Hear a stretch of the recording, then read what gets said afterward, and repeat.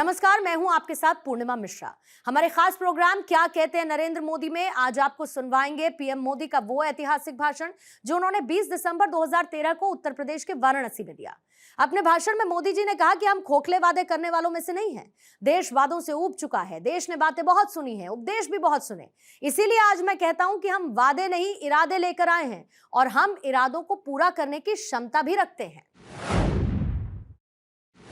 जब जब हिंदुस्तान की चर्चा होगी, भूतकाल में जब जब हिंदुस्तान की चर्चा हुई है, गंगा मैया की चर्चा के बिना हिंदुस्तान की चर्चा अधूरी होती है। भाइयों बहनों, औरों के लिए गंगा एक नदी हो सकती है, हमारे लिए गंगा सिर्फ नदी नहीं, ये हमारी मां है, मां।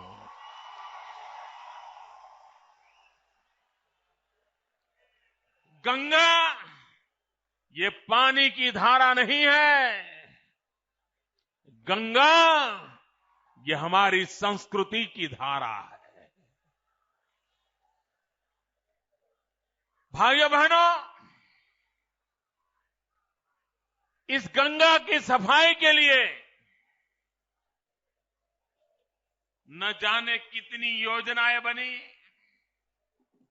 न जाने कितने बजट खर्च किए गए, न जाने कितने कमिटियां बनाई गई, लेकिन पता नहीं चल रहा है कि गंगा के अंदर क्या ये रुपये भी बह जा रहे हैं क्या?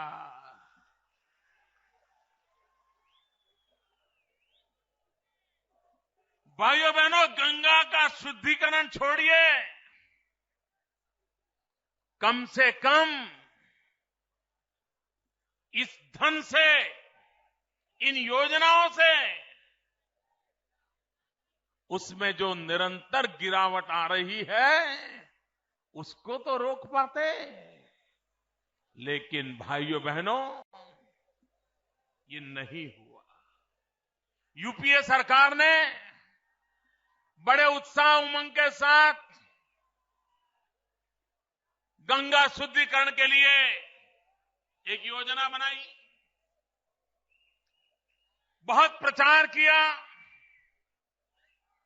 लोगों को भी लगने लगा अब कुछ होगा, भरोसा हुआ, उनको सत्ता पर भी बिठा दिया। लेकिन मेरे उत्तर प्रदेश के भाइयों बहनों, और आज गंगा मैया की इस पवित्र धरती से मैं देशवासियों को भी कहना चाहता हूं कि 5 साल में 3 मीटिंग करने के सिवाय ये दिल्ली में बैठी हुई सरकार ने कोई काम नहीं किया है।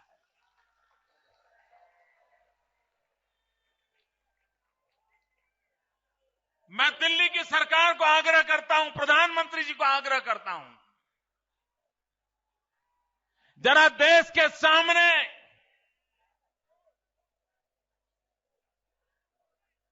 आप बारीकियों के साथ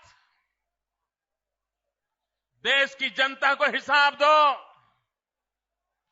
देश की जनता को जवाब दो कि राजीव गांधी के जमाने से गंगा के नाम पर वोट मांगे गए हैं, गंगा शुद्धिकरण के नाम पर देश के सामने आपने अपनी एक नई पहचान बनाने का प्रयास किया है। गंगा के नाम पर हजारों करोड़ रुपए देश की तिजोरी से निकाले गए हैं। देश की जनता हिसाब मांगती है, जवाब मांगती है कि गंगा शुद्धिकरण के लिए आपने क्या क्या किया, कब किया, कैसे किया,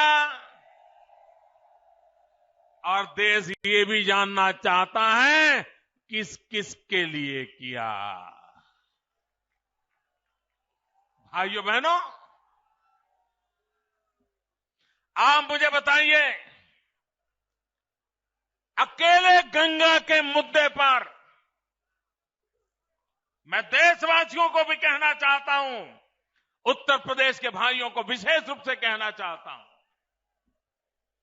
गंगा के नाम पर जो देश के नागरिकों को मूर्ख बनाया गया है, उनको अंधेरे में रखा गया है, उनके साथ चीटिंग हुआ है। क्या भाइयों बहनों, गंगा जैसे पवित्र काम में भी इस प्रकार का पाप करने वाले लोगों को फिर से सरकार बनाने देनी चाहिए? मुझे पूरी ताकत से बताओ भाइयों, जिन्होंने गंगा के साथ खिलवाड़ किया उन्हें सरकार देनी चाहिए, जिन्होंने गंगा को अधिक बर्बाद किया उनको सरकार देनी चाहिए। ये देश उनको दे सकते हैं? अरे जो गंगा नहीं संभाल सकते वो देश को क्या संभाल सकते हैं भाई?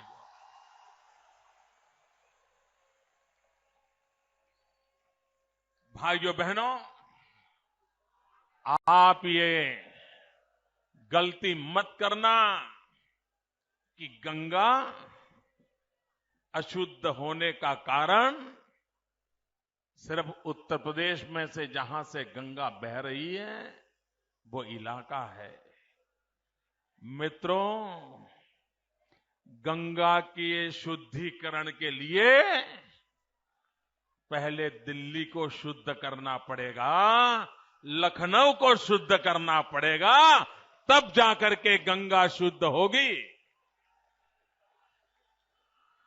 इन लोगों के रहते हुए, इन लोगों के बैठते हुए गंगा के शुद्धिकरण की कोई संभावना नहीं है। आजकल लोग मुझे सवाल पूछते हैं, विशेषकर से जो कांग्रेस को बचाने में लगे हुए हैं, किसी भी हालत में कांग्रेस बची रहे, कांग्रेस बचेगी तो उनकी दुकान चलती रहे। ये कांग्रेस के जो रक्षक है वो आजकल सवाल करते हैं कि मोदी जी ये तो बताओ आप क्या करेंगे। मुझे ऐसा पूछते हैं, कांग्रेस ने तो तबाह कर दिया, बर्बाद कर दिया, आप क्या करेंगे, ये सब पूछते हैं। मैं सिर्फ कहता नहीं हूं, करके दिखाता हूं।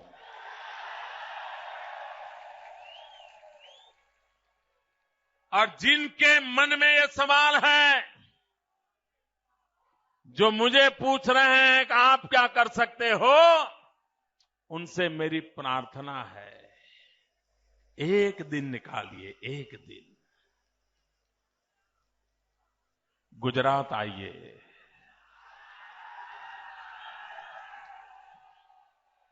अहमदाबाद की धरती पर आइए, साबरमती के किनारे पर जाकर के खड़े रहिए।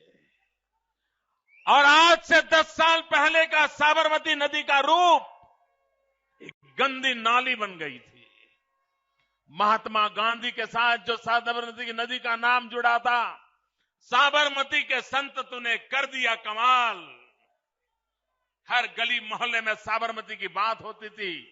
आजादी के आंदोलन के साथ साबरमती जुड़ी हुई थी, लेकिन वो साबरमती गंदी नाली के सिवा कुछ नहीं बचा था। आज जाकर के देखिए, शहर के बीचों बीच शुद्ध नर्मदा के जल से साबरमती नदी लबालब भरी है और साबरमती बह रही है।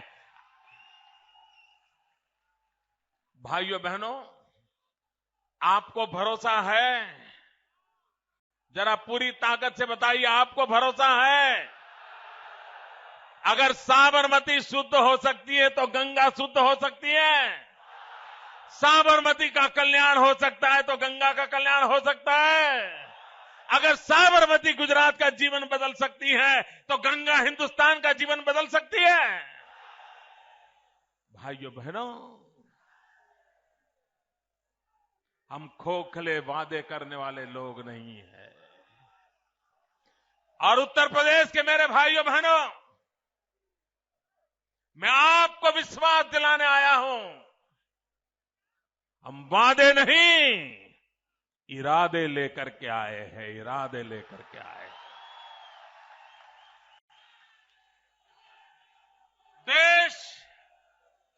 देश वादों से उब चुका है। देश ने बातें बहुत सुनी हैं, उपदेश भी बहुत सुने हैं। अब तो देश को धरती पर सच्चाई उतारने का इरादा है और इसलिए मैं आज कहने आया हूं, हम वादे नहीं, इरादे लेकर के आए हैं और इरादे पूरा करने की क्षमता रखते हैं। भाइयों बहनों, कुछ लोग सोचते हैं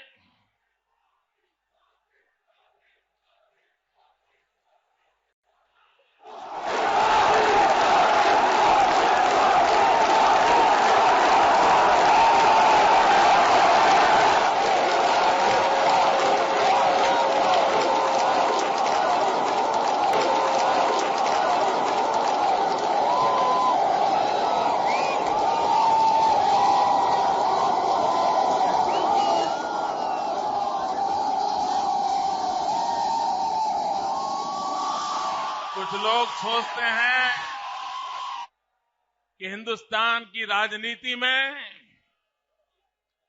उत्तर प्रदेश का महत्व इसलिए है कि उत्तर प्रदेश के बिना किसी दल की सरकार नहीं बन सकती। भाइयों बहनों, ये सोच उत्तर प्रदेश का अपमान है। क्या उत्तर प्रदेश का उपयोग सिर्फ सांसदों का नंबर बढ़ाने के लिए है?